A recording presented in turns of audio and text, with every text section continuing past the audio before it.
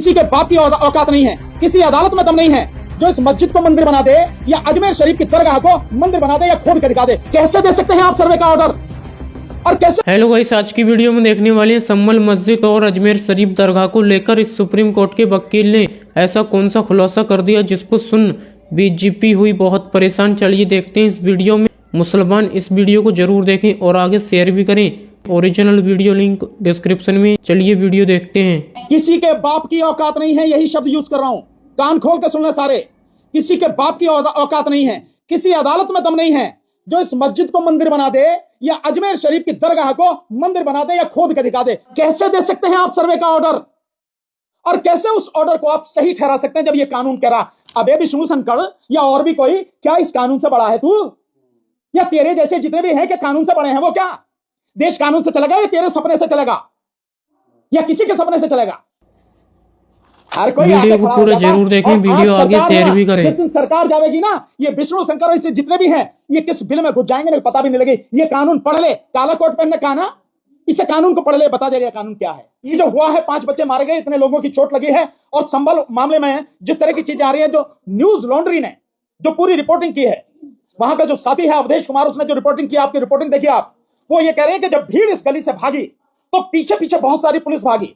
अब भीड़ तो निकल गई, लेकिन पुलिस वाले जो हैं उन घरों में जाके उनके दरवाजे तोड़ के, उनकी खिड़कियां तोड़ के, उनमें रखा हुआ सामान, चाहे वो वॉशिंग मशीन हो या कुछ भी हो, उनको तोड़कर और वहां ढूंढ रही है।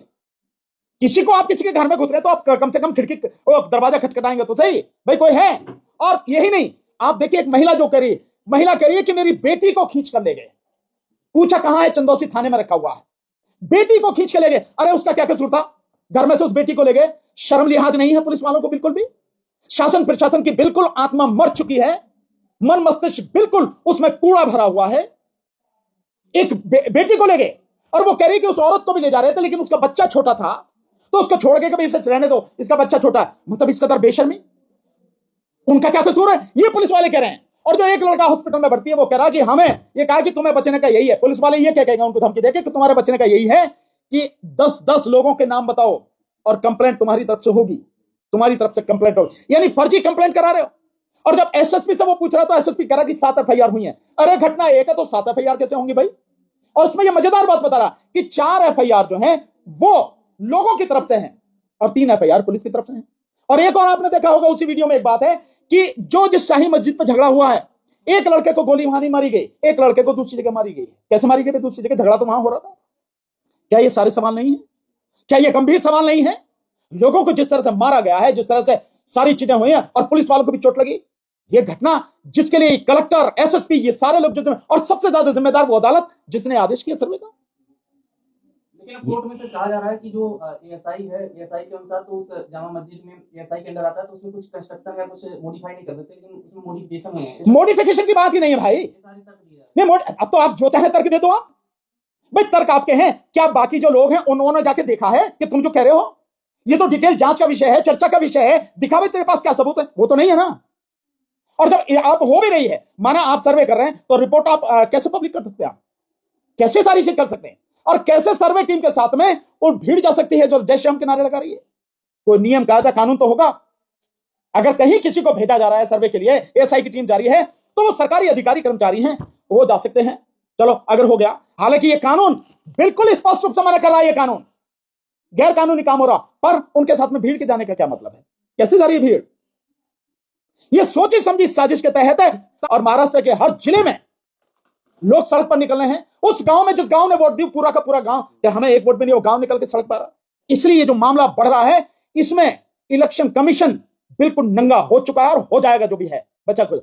इसलिए ये सारे मसले लगातार किए जा रहे हैं, इसलिए बदायूं को उठाया जा रहा है। इसलिए तो जिस तरीके से आप लगातार प्लेसेस ऑफ वर्शिप एक्ट 1991 का मेंशन कर रहे हैं, लेकिन सुप्रीम कोर्ट ने इस पे इसका मेंशन भी नहीं किया जब वो सुनवाई कर रहे थे संभल शाही मस्जिद के दौरान। उस तक टिप्पणी देखने को नहीं मिली सुप्रीम कोर्ट की। नहीं हो सकता है उन्होंने देखा नहीं देखा, मैं नहीं कह सकता, मुझे इसकी पता नहीं है। लेकिन वो टिप्पणी करें ना करें, ये मान लेते हैं कि उनको ज्ञान होगा। भाई सुप्रीम कोर्ट का जज है, उन्हें इसका ज्ञान होगा, प्लेसेस ऑफ वर्शिप एक्ट का मान लेते हैं। और अगर नहीं भी मानते तो वाकई पढ़ना चाहिए। और ये जो मामला उन्होंने वहां भेजा है, मेरे से ये सवाल पूछा वॉइस ऑफ अमेरिका वालों ने कि साहब ये जो वहां भेजा है कोर्ट ने हाई कोर्ट के लिए, इसके विषय में मैं ये मानता हूं कि जब आप स्टे कर रहे हैं तो आप ही फाइनली डिसाइड कीजिए ना इसको। आपको क्या दिक्कत है? उस पिटीशन को जो पड़ी है डिसमिस कीजिए। इस एक्ट का, ये एक्ट कह रहा है ना सब कुछ, सुप्रीम कोर्ट को अपनी तरफ से तो नहीं कुछ कहना ना, ये कानून है, सुप्रीम कोर्ट को कानून लागू करवाना। तो ये कानून जब कह रहा है, इस कानून का हवाला देते हुए आप तुरंत वो जो पिटीशन पड़ी है उसको खारिज क्यों नहीं करते? वो सारी प्रोसीडिंग्स खारिज क्यों नहीं करते आप उसको? तो आप क्यों भेज रहे हैं उसको इलाहाबाद हाई कोर्ट? उसकी जरूरत नहीं थी। सवाल ये है कि जो पिटिशनर है इसमें हरिशंकर जैन, विष्णुशंकर जैन है, ये बाप बेटे हैं। करीब 120 ऐसे केस इनके पास हैं जिनमें ये याची बने हुए हैं, चाहे काशी हो, मथुरा हो, चाहे अजमेर शरीफ हो, चाहे ये संबल हो। तो ये तो पूरा बवाल फैल जाएगा सब देश में, इनको रोका कैसे जाएगा? देखिए, रोका जाएगा या तो कानून के अनुसार सुप्रीम कोर्ट रोके, नहीं तो इस देश की पब्लिक को खड़े होना पड़ेगा, पब्लिक को रोकना पड़ेगा। 120 केस है सर पूरे। मैं कह रहा हूं 120 का 1020 हो, क्या फर्क पड़ता है? कानून से ऊपर तो नहीं है। ये इतनी देर का काम है, 120 नहीं 1 लाख केसेस भी हो, ये कानून कहता है कि नो, कुछ नहीं, सारी कार्रवाई बंद, कुछ नहीं होगा। और मैं कह रहा हूं ये मैंडेटरी प्रोविजन है, सेक्शन 3 और सेक्शन 4 के मैंडेटरी प्रोविजन है। और करता ये दोनों जो बाप बेटे कर रहे हैं, इन्हें पकड़ के जेल में डाल देना चाहिए, 3 साल तक की सजा और जुर्माना है, ये करना चाहिए, इनका काम ये करना चाहिए। कोर्ट का काम है ये कि जो इस देश में बवाल खड़ा करने की कोशिश कर रहे हैं, पर क्यों कर रहे हैं? इसके पीछे है आरएसएस। ये बाप बेटे कुछ नहीं कर सकते, इनकी औकात कुछ नहीं है। ये बाप बेटों के पीछे है आरएसएस जो करवा रही है, इनके पीछे है बीजेपी जो करवा रही है। केंद्र सरकार और राज्य सरकार ये खड़े हैं, और ये इसलिए कर रहे हैं क्योंकि उनके जो कुकर्म है, जो बेईमानी से सरकार बना रहे हैं, चाहे हरियाणा में हो, चाहे मध्य प्रदेश में हो, चाहे छत्तीसगढ़ में हो, चाहे राजस्थान में हो, और अब चाहे महाराष्ट्र में हो, ये जो बेईमानी से इलेक्शन कमीशन के माध्यम से जो सरकारें बनवा रही है, उसकी वजह से है। वो मसला तूल न पकड़ जाए, वो मसला कहीं बड़ा ना हो जाए, ताकि उसके सामने सारे मसले सब बेकार हो जाएं। उस मसले को ढकने के लिए, उसको शांत करने के लिए, उससे भ्रमित करने के लिए ये मस्जिदों में मंदिर की सारी कार्रवाई की जाती है। उन्होंने ये भी कहा कि मेरे सपने में कल की महाराज आए थे, उन्होंने कहा था कि मुझे मंदिर बनाकर दीजिए यहाँ पर, जो इसके संबल के नीचे हरियर मंदिर है। तो सपने में बात आई थी उनकी। क्या बात है? तो मेरे ये तो किसी भी के सपने में आ सकता है जो वो कह रहा। देखिए, ये जो आर्गुमेंट है ना, इनके पास कोई और आर्गुमेंट है नहीं, इनके पास सिर्फ इसी बकवास के अलावा और कुछ नहीं है इस वैज्ञानिक युग में। और जब देश का संविधान कहता है कि वैज्ञानिक दृष्टिकोण पैदा किया जाए, उसको बढ़ाया जाए, जो भारत के संविधान में लोगों के जो मूल कर्तव्य हैं उसके तहत ये बात कही है कि वैज्ञानिक दृष्टिकोण उसको बढ़ावा दिया जाए, वहां ऐसे लोग अंधविश्वास फैला रहे हैं। अफसोस सरकारें उसके साथ खड़ी हैं और अदालतें भी आंख मीच कर उनका सहयोग कर रही हैं। बाहरी लोगों के आने पे रोक लग गई है संभल में कुछ दिनों के लिए, तो इसको शांति और ठीक है, कोई बात नहीं, लग गई, उससे क्या, हमेशा उसे बंद करके रखेंगे। हो जाएगी इससे? अरे शांति वांति तो जब आप गंदे काम नहीं करोगे, गलत काम नहीं करोगे, तब शांति तो था। वो क्या हो रहा था उसमें? उस शांति को भंग किसने किया? सरकार ने। उस शांति को भंग किसने किया? शासन प्रशासन ने। गोली किसने चलाई? शासन प्रशासन ने। उसके बाद पत्थर चले और 5 लोगों के हत्या हुई, अशांत हो गया मामला। किसने ये सब कुछ अशांत किया? ये सब कुछ उन्होंने अशांत किया। तो विष्णुशंकर जैन कह रहे हैं कि सिर्फ सर्वेक्षण का ऑर्डर दिया था, खुदाई का ऑर्डर नहीं दिया था, कि आप लोगों ने इतना हंगामा किया। कैसे दे सकते हैं आप सर्वे का ऑर्डर? और कैसे उस ऑर्डर को आप सही ठहरा सकते हैं जब ये कानून कह रहा? अबे विष्णुशंकर या और भी कोई, क्या इस कानून से बड़ा है तू? या तेरे जैसे जितने भी हैं क्या कानून से बड़े हैं? वो क्या देश कानून से चलेगा या तेरे सपने से चलेगा या किसी के सपने से चलेगा? हर कोई आके खड़ा हो जाता है। और आज सरकार है वहां, जिस दिन सरकार जाएगी ना, ये विष्णुशंकर इससे जितने भी हैं, ये किस बिल में घुस जाएंगे ना, पता भी नहीं लगे। ये कानून पढ़ ले, काला कोट पहनने का ना, इसे कानून को पढ़ ले, बता देगा कानून क्या है। ये स्पष्ट रूप से मैंने कर रहा। विष्णुशंकर के जो पिता है हरिशंकर, वो हरियर सेना भी चलाते हैं और हरियर बंदे की मांग कर रहे हैं सर। यार कुछ भी चलाओ, हमें इससे कोई मतलब नहीं है कि कोई क्या चला रहा। देश के संविधान में सबको अधिकार है जो चाहो संगठन में। मतलब इस बात से है कि आप कानून के विरोध में कैसे करोगे काम? एक संप्रदाय विशेष को, एक धर्म विशेष को टारगेट करके आप क्यों करोगे? कैसे करोगे आप ये बताओ। सवाल है, संबल मस्जिद और अजमेर दरगाह शरीफ, क्या ये मस्जिद ही रहेंगे या फिर जिस तरीके से कहा जा रहा है मंदिर है, शिव मंदिर है? किसी के बाप की औकात नहीं है, यही शब्द यूज कर रहा हूं, कान खोल के सुन ले सारे। किसी के बाप की औकात नहीं है, किसी अदालत में दम नहीं है जो इस मस्जिद को मंदिर बना दे या अजमेर शरीफ की दरगाह को मंदिर बना दे या खोद के दिखा दे। किसी की औकात नहीं है। ये लड़ाई भारत तक तो ठीक थी, अब एफिल टावर पे कह रहे हैं, इसका क्या मामला है? ये क्या है मतलब? ये सिर्फ ये सारी की सारी चीजें इस गंभीर मसले को हंसी में उड़ा कर लेने की बात, सिर्फ इस गंभीर, जो इस पे लोग जो है ना गंभीरता से चर्चा ना करें कि जो कुछ हुआ है वो कितना गंभीर मसला है।